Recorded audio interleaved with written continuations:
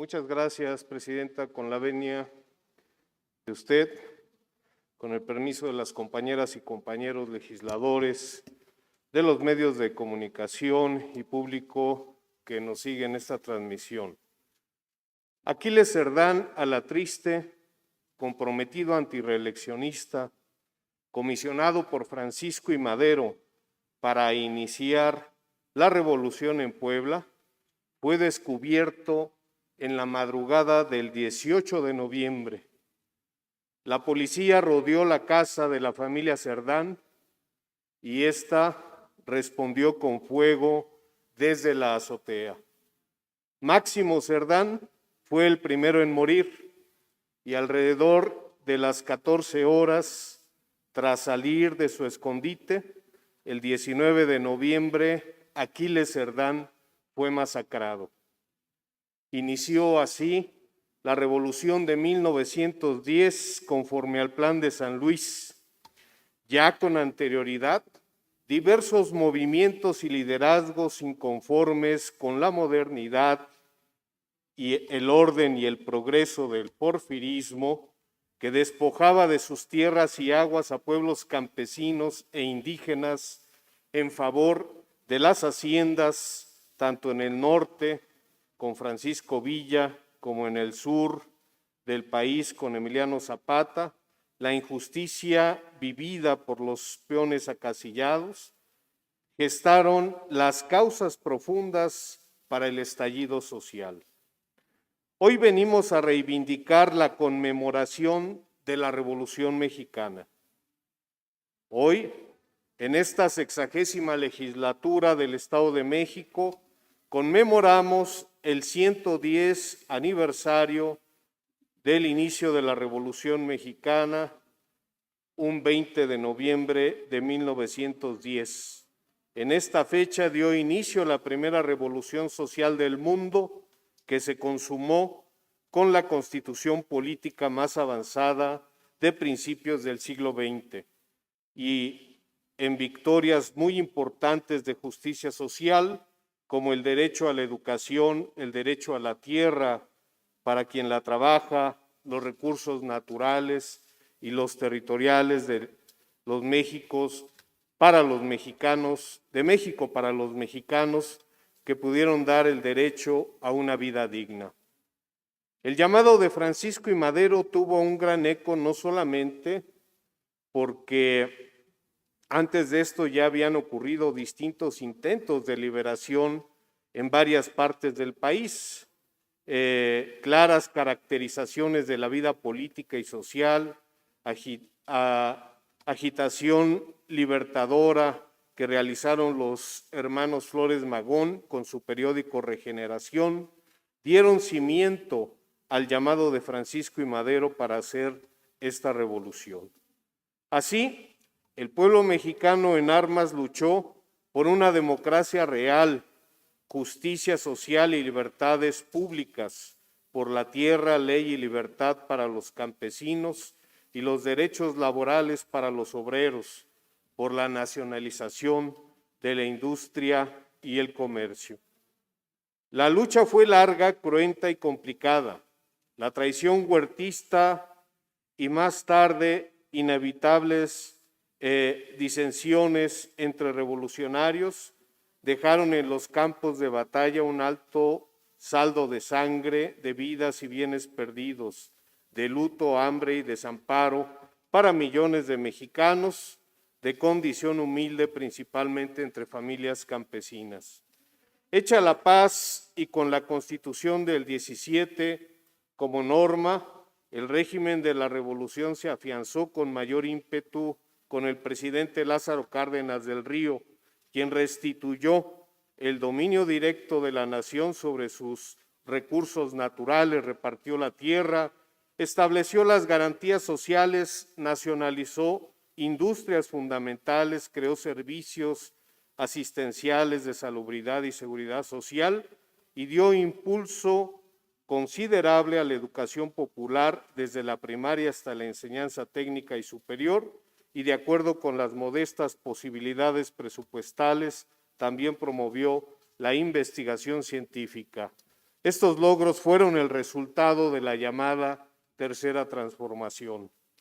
Posteriormente, la revolución institucionalizada en un partido estuvo más interesada en conservar el poder a toda costa que en servir al pueblo de México. Los gobernantes que hablaban en nombre de la revolución se volvieron corruptos y amasaron grandes fortunas personales o permitieron riquezas inconcebibles entre tanta pobreza. Los gobernantes de los últimos sexenios se han ocupado en desmantelar los preceptos revolucionarios, de destruirlos, de borrarlos de la historia y de la política. Dejó de ser la revolución una guía de gobierno a la que se le trata casi como una vergüenza, un pasado bronco y violento que es necesario olvidar. En los últimos años hasta han surgido intentos de reivindicar al dictador, desde biografías autocomplacientes hasta telenovelas. Peor aún, el programa antirrevolucionario y anticardenista fue perfectamente implementado por dos expresidentes de la revolución institucionalizada, cancelando el derecho a la tierra y al agua a los pueblos campesinos e indígenas y privatizando la renta petrolera, reformando el artículo 27 constitucional. Hoy como ayer fuimos testigos de un régimen al que, a propósito, nuestro presidente Andrés Manuel López Obrador le llamó neoporfirismo. Un régimen de opresión, de explotación, de entreguismo, de intolerancia, de empobrecimiento de las mayorías, de marginación, de exclusión, de desempleo, de saqueo rapaz, de democratización de la corrupción, un régimen en el que la democracia es la alternancia en nombres de partidos, en dinastías, en cúpulas, una alternancia entre los mismos. El régimen neoliberal contra el que luchamos es un régimen jurídico, político y económico que es antipatriota, entreguista y empobrecedor de las mayorías.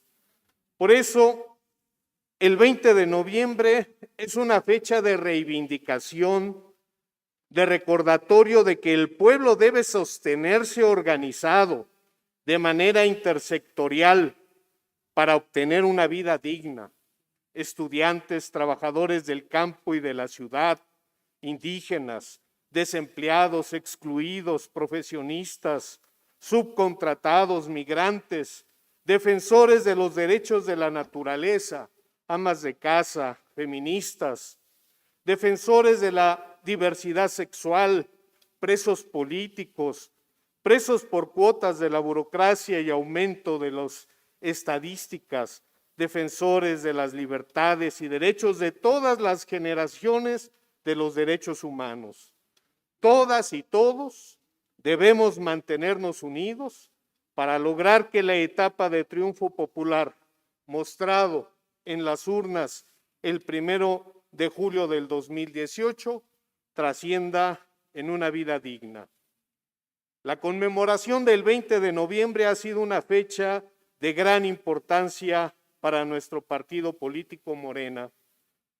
De la Tercera Transformación, la Revolución Mexicana, retomamos el nombre de nuestro periódico nacional Regeneración para informar y organizar a la población, para que conozca sus derechos, para promover la revolución de las conciencias. El 20 de noviembre es importante y significativo para Morena, pues es la fecha en que realizamos los congresos nacionales y tomamos decisiones fundamentales de nuestro quehacer político como partido.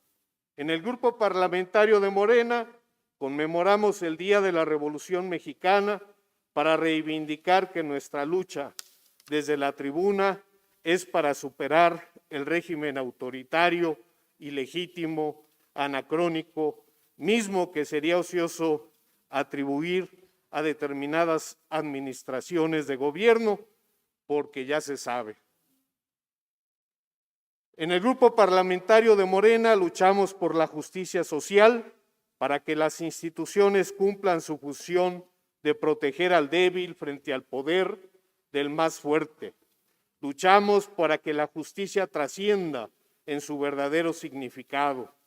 La cuarta transformación, abanderada por el presidente Andrés Manuel López Obrador, reivindica el 20 de noviembre a nuestra revolución social y declaramos que los integrantes del grupo parlamentario de Morena compartimos los ideales de lucha por la paz, el derecho, la libertad, la democracia, la solidaridad, la vida digna y la justicia social. ¡Viva Aquiles Cerdán! ¡Vivan los hermanos Flores Magón! ¡Viva Zapata, Villa y Francisco Madero! ¡Vivan todas y todos los revolucionarios de la tercera transformación! Muchas gracias, compañeras y compañeros.